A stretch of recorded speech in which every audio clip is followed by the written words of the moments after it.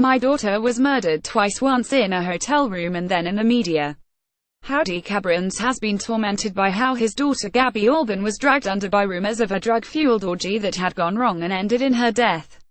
But last week the Cape Town High Court heard that no drugs were found in her body, not even cannabis, which has featured prominently in the trial of her boyfriend, Diego Novella.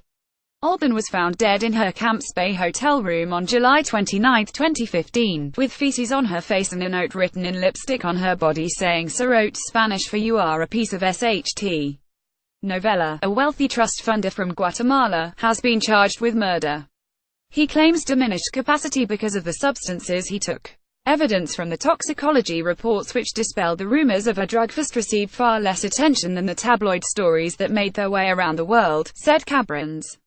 Novella and Albon dated for 6 weeks before she broke up with him after disapproving of his drug use.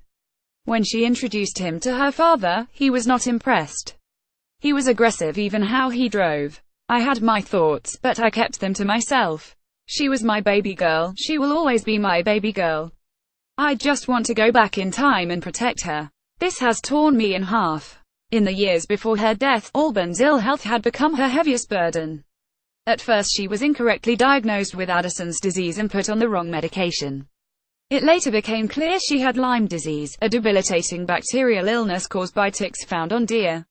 Said Cabrans, my daughter would describe waking up as if she had slept in a box or a suitcase, her body aching as she slowly tried to stretch out. She was taken over by her lack of energy and anxiety attacks. He said the disease made her very vulnerable, but she wanted to have children and this might have clouded her judgment about Novella.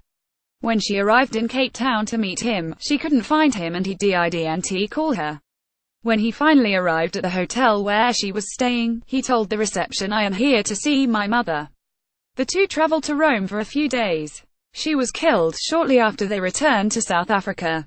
Cabrans said he did not believe Novella was on drugs or that drug addiction explained his alleged behavior.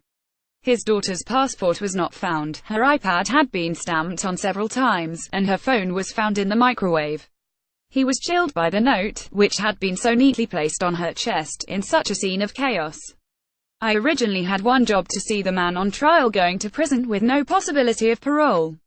But now I have two: getting justice and getting the dignity of my daughter's name back, the father said.